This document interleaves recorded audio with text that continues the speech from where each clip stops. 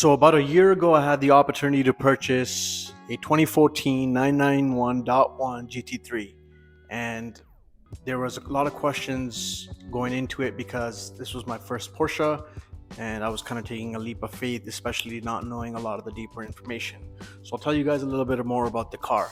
The car itself is pretty packaged. It has everything except the buckets. The previous owner got the comfort seats. Besides the comfort seats, it had the hydraulic lift, the FAL system.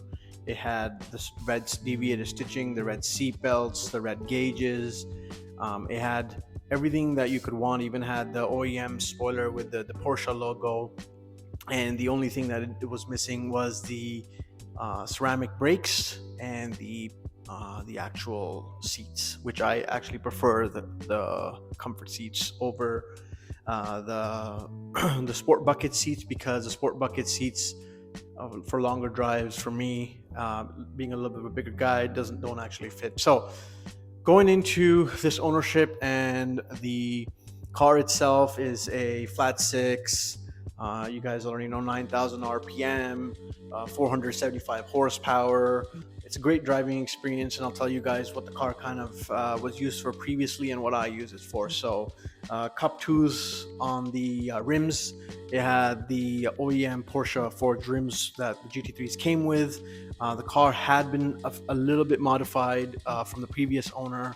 He did a full Verus engineering kit. Since then, I've taken off the Verus engineering kit and only kept the wing on, just because I don't do as many track days. It also had upgraded Paget yellow pads, the upgraded rotors for track days, and the previous owner, to be honest, just had some suspension installed, tractive suspension with Swift springs, compatible with the front lift. And the car has a DSC controller, which is pretty much Porsche's controller for modulating suspension, and it already came with that, so I didn't have to touch much of it. So you can already tell the car is pretty much lowered to the perfect height. I will probably get rims on it eventually, but as I said, this video is about the ownership experience and what I've learned. So as you know, .1 GT3s in the market are priced really well, and people are like a little afraid sometimes because the history and the engines and whatnot. So back in 2014, 2015, Porsche actually had a major recall for this car. And what had happened was there was a finger follower issue, which pretty much was blowing up the engines. So Porsche switched out the engines. There was a E code engine that came with the initial cars. Then there was an F series, there was a G series. G series had a 0 to 6 series, so G0, 1, 2, 3, 4, 5, 6, and they were all little, you could say, modified versions of the same G series engine. But as long as you really have the G series engine, G6 is what's preferably, you could say, the most popular when you buy this car, but a G series is pretty good to buy, to be honest. So when I bought this car, the first thing we had to do was figure out what engine it had. It was already out of warranty, and before buying the car, we lifted the car up just to check, and it had the G series engine, which was perfect. I think this was a G6. So knowing that it was a G6 and the previous owner actually drove it, it was maintained vigorously through Porsche with service records that I got my hands on. So when I got my hands on the service records, every service procedure was followed with intervals that Porsche actually wanted the car to go through. So I was not worried on that. Now, in terms of .1s, there's a little bit of a, you could say, conspiracy or a fear that E series engines, F series engines, G series engines, or, well, not G series, E and F are pretty much going to blow up. It's not the case.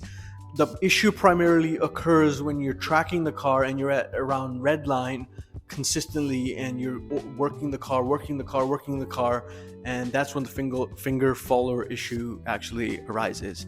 So knowing that and having a G series engine, and because I like driving the cars with a little bit of a higher mileage, which I'll tell you guys about after, I chose to purchase this car. After purchasing the car, it was my first Porsche, so I didn't know exactly what was going on in terms of how I would keep this car on the road in terms of maintenance. what the highs were, what the lows were. So I've had about a year to drive this car.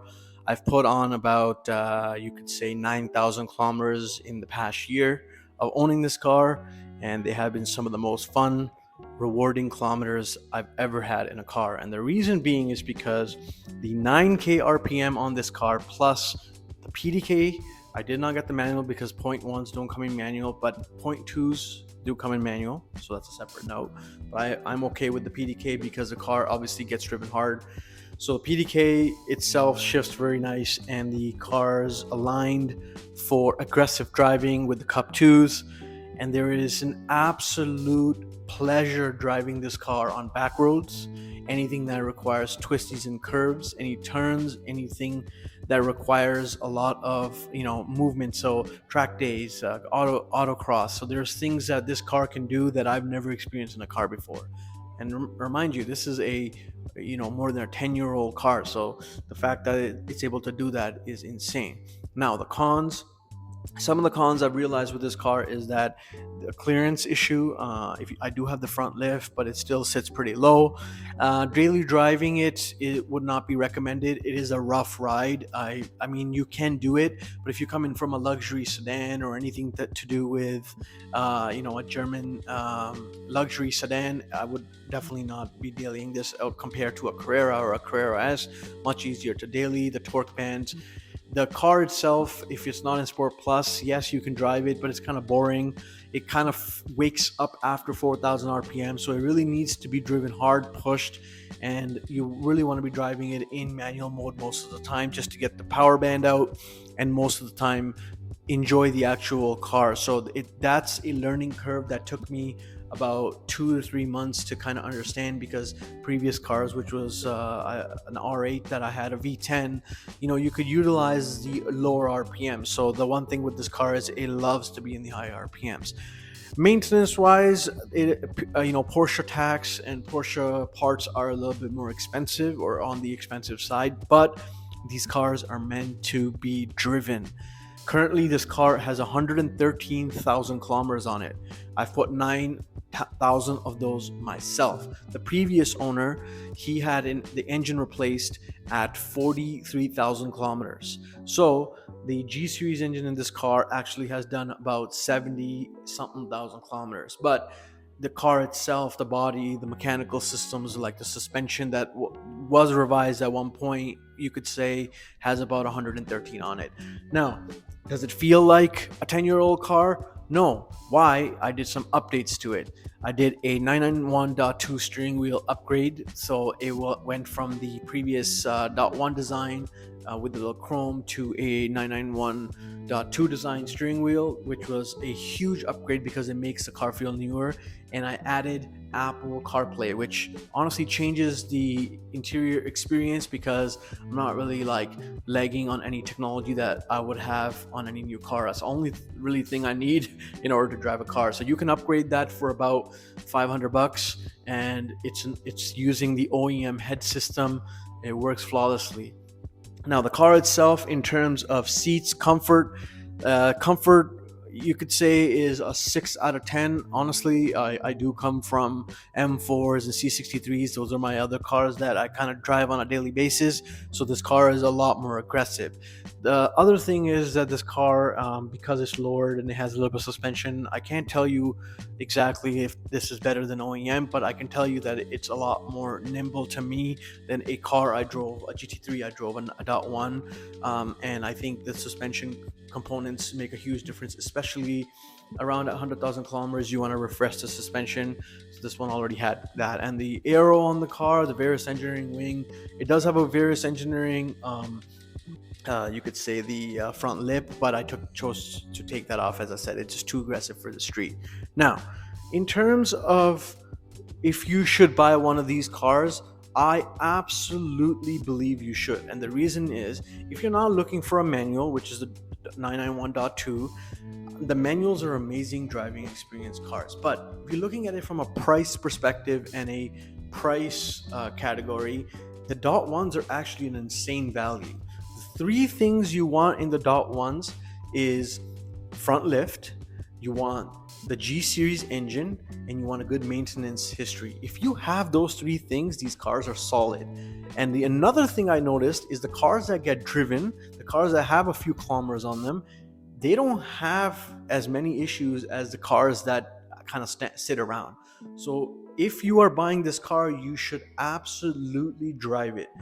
It's very easy on the maintenance as well, in terms of what you have to do for mileage gaps. If you just follow Porsche interval mileage gaps, it's not that big of a deal. It's mostly filters, oil, spark plugs, stuff that is required anyways on any car, regardless whether it's a Porsche or a Honda Civic. So if you just follow those intervals, I think these cars are not going to go anywhere. The other thing I love about this car is the fact that you can actually feel the difference about after 6 or 7,000 RPMs. So 7 to 9,000 RPMs, the sound is intoxicating. And in today's world, with the cars going turbo and the electrification of the cars, these 9K RPM cars are going to be very hard to come by later on. Mind you, I know the dot ones had the issue with the engines, but a lot of them are now still on the street either with new engines or running perfectly fine. So the stigma that has been created about ticking time bombs, I believe it is over, you could say, used, because it's not affecting the cars that are running on the road right now. They've all, honestly, the ones with higher kilometers, they've been running perfectly fine. I know 2-3 guys that have the dot ones, and one of them is on an F engine, and again, he's never had an issue. It's just more so if the car gets tracked on a regular basis and always at 9K RPM, you might have that issue. So should you buy one? Absolutely. Should you wait and save up for a dot 2 if you want a manual? That's your choice. For me, I came from a manual, 9 years. I wanted the PDK, just more of a track focused car, just more of a driving experience, and I wanted to try it out. And this was the best way I could get into a GT product at the price point I was looking at. So if you're looking to get into your first Porsche, or a Porsche at an amazing price point, relatively speaking, to the market, the dot ones, especially that have been well kept and taken care of with the proper engines or CPO warranty still available to them, are honestly some of the most worthwhile cars to get on the market. What would you do if you got this car, let's say, in a manual form? I think you could drive the car and come out with it in even a better price to sell after. But with the dot ones, with the PDK, they retain their value. So let's say if I put 40,000 kilometers on it and I lose 5K, 6K, I mean, that is an amazing driving experience for 5 or 6K. It's not that big of a deal. Obviously, the consumable parts on this car are what people worry about. But my tip to you guys, if you're looking to purchase a dot one, is if it's out of warranty and it has a G Series engine, find yourself a reputable Porsche mechanic or a European mechanic in general. Most of the maintenance work on this car is very easy to do. Besides taking the bumper off from the back, which isn't that hard to do, you can take it off in about 10-15 minutes, to be honest. The oil changes are pretty easy. The spark plugs are pretty easy. It's not too difficult. There's not any major servicing that's required. A lot of the fluid flushes are pretty okay to do. The transmission fluid is required every 12 years, but I would suggest every 5 to 6 years. There's a final drive gear and a regular transmission fluid, so there is two different, but everybody does those eventually anyways. Now, the other issue with this car that a lot of people that don't know or haven't owned, they think that the stigma is that the PDK is not as good as a manual. Okay, it's the last thing I'm going to say about this car. If you want a sports car, or I don't know if this is an exotic to you guys, and you want it to be fast, reliable, fun sounding, and you're okay not to have a stick, this would be great. If you always crave the stick, the issue is the price point difference between a dot one and a dot two in the GT3 is so significant that then it shifts kind of into other cars you can get. Would I buy a stick if I had a higher budget? Maybe, but honestly speaking, like, I've driven both, and as much as I love driving stick, this car just felt like it was better for me as the driver I wanted to be in, doing rallies, doing track days. I kind of wanted to take a break from a stick car. So PDK, amazing, shifts nice, if it's an automatic mode, shifts like a Carrera, there is absolutely no difference. There's obviously, you know, little things that you have to look out for, such as wearable consumables. Price wise, for me, in a year, about 1 year of ownership has cost me, you could say, about $1,500 to $1,600 so far, because the car came with brand new tires, brand new pads and rotors. But eventually the tires for this car are about 3,500 Canadian, so I think US is like 2,800 bucks. I will go 4S's on them. They're cup twos, but cup twos stick like nothing else I've ever experienced. But the 4S's are just more daily drivable. With the brake pads, after these ones, I will probably end up doing street brake pads and keep these for track days. And I will probably make the stock rim set the track rim set and utilize it. The other issue with this car is that the replacement parts sometimes are niche, but most of the time, besides the niche parts, a lot of the stuff is pretty interchangeable between other Porsches. So the 911s, they use the Carrera based chassis. So there's certain things like the DRLs, the headlights, you can refresh them with parts. Vents, the interior is pretty much the same, besides some stitching and some logos. So you can find some of those things. So as time goes on, a lot of the stuff that needs to be replaced with wear and tear items, I believe, aren't going to be too hard to find, which is an amazing thing, because once a car gets about 20 years old, it can kind of, be hard to find parts. So Porsche has done an amazing job. They even upgrade their PCM system, OEM PCM system. If you want to upgrade to Apple CarPlay, you can do that as well. But again, price wise, you can save a lot of money by owning these cars independently at a shop rather than the dealership, because they're out of warranty anyways. Besides that, this car has a Sharkworks system. Sounds amazing. I didn't do headers back. I don't really like the excessive loud anymore. Sharkworks system, Apple CarPlay, as I said, the steering wheel. There's nothing else really to it. Oh, I did change the struts. There's certain little things, obviously wear and tear items. One of these windshield washer fluid caps flew off, so I switched both of those. I changed the struts. I'm going to be getting the headlights and the front DRLs sanded down and re-cleared. There's certain things that you're just going to have to do with an older car, but besides that, this car has been amazing and a driving experience. So if you're looking to get into your Porsche and the real experience from someone who's owned one for a year now, that's the three things I mentioned before you got to do. You got to look out for maintenance, G series, and you have to just honestly buy a car that's been well driven, well kept care of. If you can, these cars are not going anywhere. So hope you guys enjoyed that video. I'll make some more videos of this car as the mileage continues to pile up, because I do drive it. That's why I bought it. This is my driver car. It's on the weekends too. It gets kilometers put on. But besides that, this car has been absolutely amazing. I would not hesitate to recommend it to anyone that is looking for their first Porsche.